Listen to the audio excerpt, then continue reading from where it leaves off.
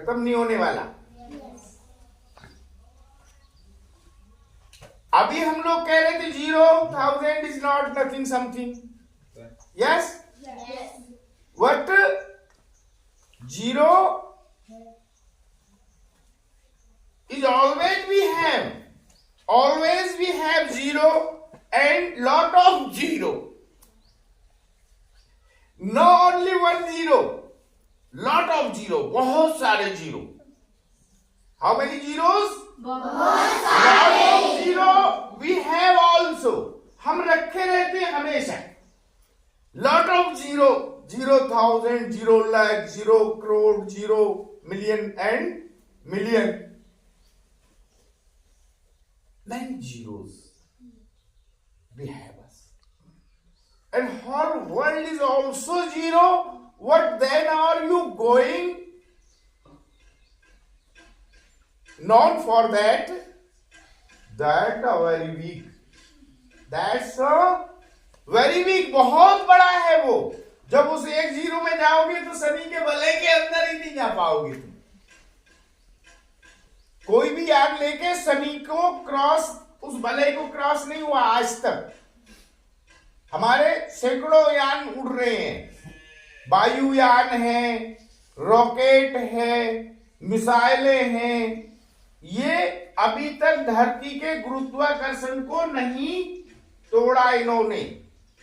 कोई गुरुत्वाकर्षण के बाहर मिसाइल नहीं जाती, सिर्फ रॉकेट जाता है जो गुरुत्वाकर्षण को तोड़कर और दूसरे ग्रह पर भी जा सकता है। इतना विज्ञान ने विकास कर लिया है।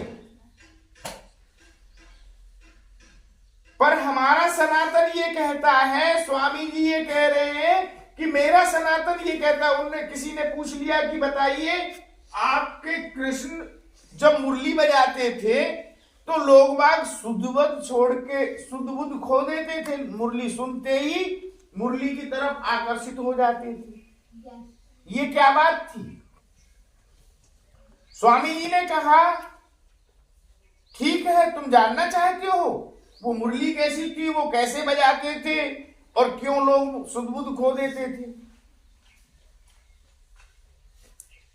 स्वामी जी ने बताया कि यह था वो एक मनमोहक संगीत है। कैसा संगीत है? मनमोहक संगीत। मनमोहक किसे कहते हैं? जो हमारे मन को बहुत अच्छा लगता है। क्या नाम है ये लड़की, कौन है वाली? उसको सुनकर जहां तक उसकी तरंगें ऐसे जाती हैं हवा में, हम जो बोल रहे हैं ये कैसे पहुंच रही है आपके पास? हवा में तरंग पहुंच रही है, आपके कान को लगती है और आपको सुनने में आता है कि सर ने ये कहा, है ना? महेश, समझ में आ रही ना बात? सर कुछ बात कर रहे हैं आपसे।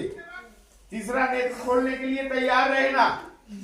जब वो दुनिया बहुत गलत गलत होने लगती है, भगवान को कोई नहीं मानता, भगवान को कोई है ही नहीं है।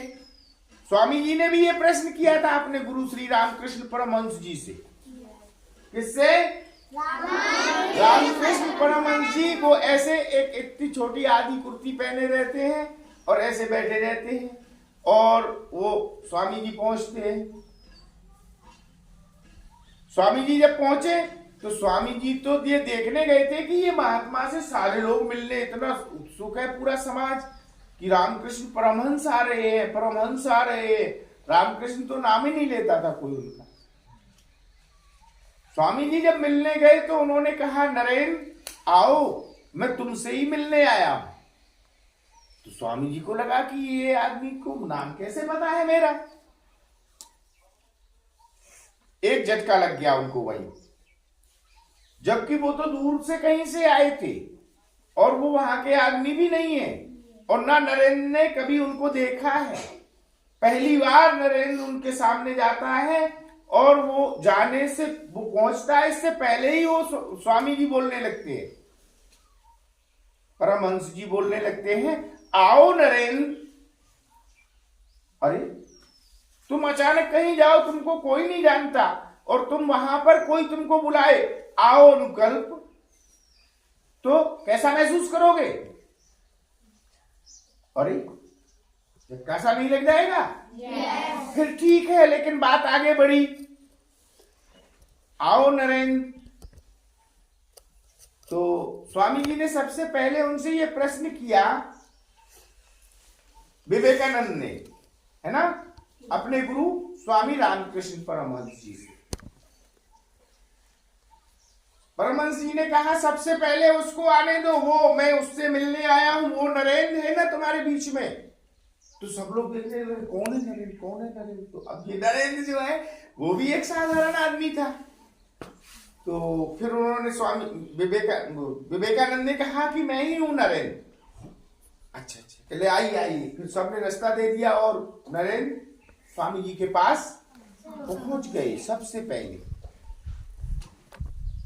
जब पहुंचे तो स्वामी जी से प्रणाम किया, बैठ गए। कहते कुछ गीत सुनाओ। विवेकानंद जी से क्या कहा रामकृष्ण परमहंस ने? गीत सुनाओ। मोबाइल पे निकालना, वो निकलेगा भी। स्वामी जी रामकृष्ण परमहंस जी को जो गीत सुनाया था वो विवेकानंद जी आईएएस थे, कलेक्टर की परीक्षा पास किए हुए। अब कलेक्टर कितना अच्छा पढ़ा लिखा हो सकता है तुम लोग जानते हो? जिले में एक ही होता है। प्रियांशी, क्या नाम है ये? दिव्यांशी। बात तो उसके हाथ में से सारी चीजें इसीलिए तो नहीं होनी चाहिए। छोड़ दो उसके हाथ को, सुन नहीं है बात आप।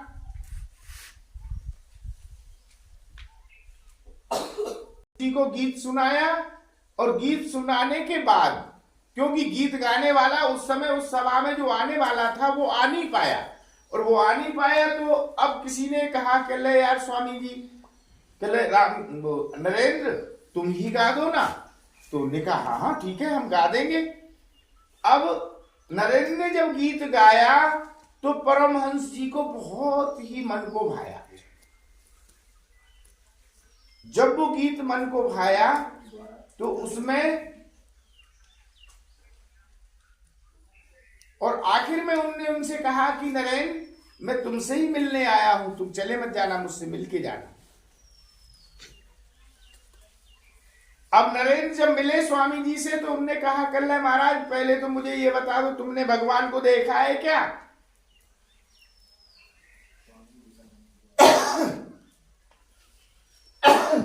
भगवान को देखा है। इतना बोलने में कितनी समय लग रहा है तुमको, और आगे वाले कब तक बोल पाओगे तुम? तो स्वामी जी ने कहा हाँ देखा है, ठीक उसी तरह जैसे तुम मुझे देख रहे हो। तुम लोग देख रहे हो ना मुझे?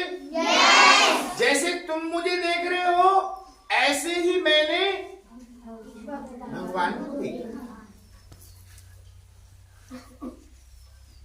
अब दूसरा प्रश्न क्या था सिद्धरा? क्या था दूसरा प्रश्न? क्या किया स्वामी नरेंद्र ने? स्वामी जी मुझे दिखा सकते हो? बोले हाँ बिल्कुल ठीक। फिर स्वामी जी ने कुछ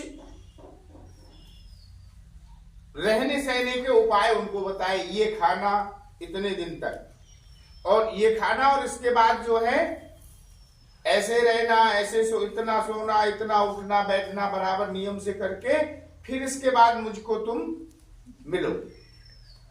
अब वो सब कुछ करने के बाद नरेंद्र ने स्वामी जी के पास पहुंच गए कि महाराज मैंने ये सब कर लिया, देखिए आप, मैं उसी में अब वैसे ही हूं जैसे आपने कहा था। तब क्या हो गया ये बालों को? इसीलिए लड़कियों के बाल सब करने के बाद जब वो गए और जब स्वामी जी ने माता का आवाहन किया, वो कलकत्ते वाली माता जिसका नाम क्या है? महंकाली।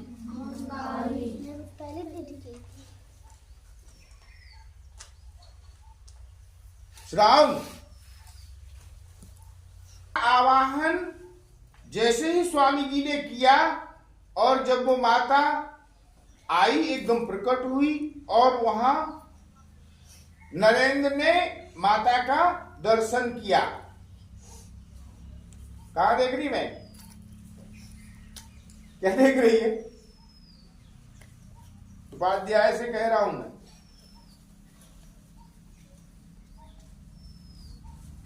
सनातन को और पूरे विश्व को सनातन से जागृत किया। जागृत करने के बाद फिर स्वामी जी जब यहां आए तो जो हमारे देश के महाराजा थे जिन्होंने स्वामी जी को वहां भेजा था, उस सभा में, धर्मवाली में, तो जब वहां से जब वो आए तो उन्होंने फिर भूखे गरीबों और बेसहाराओं के लिए, विद्यार्थियों को, बच्चों को विद्यालय की स्थापनाएं और अन्य अन्य विधि से सबको अध्ययन अध्यापन का कार्य और पूरे समाज को जागृत करने के लिए एक अभियान चलाया। उस अभियान ने हमारे राष्ट्र को जागृत किया और जागृत करने के बाद जो लोग जागृत हुए उस अभियान से, स्वामी जी से जिनका संपर्क हो पाया, उन्होंने, स्वामी जी ने जब पूरे विश्व को बता दिया कि देखो ये है भगवान हमारे, और वहां सबको मानना पड़ा कि हाँ भगवान है ना? तो ऐसे सब इतने महान कौन है? हमारे गुरु हैं, उनके नाम से हम अध्ययन अध्यापन कर रहे हैं, तो क्या हम भी कुछ नहीं बन पाएंगे? फिर भी व्यांसी और अर्जुन बताओ,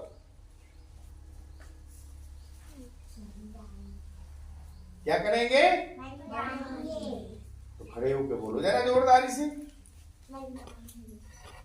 सब बन जाएंगे। तुम ये लोग ये नहीं समझना कि और इतने पढ़ रहे हैं तो कलेक्टर सब बन के कहां जाएंगे इतने, तो इतने सब कलेक्टर तो नहीं बनेंगे, लेकिन सब अपनी अपनी पोजीशंस ले लेंगे और अपने ढंग से।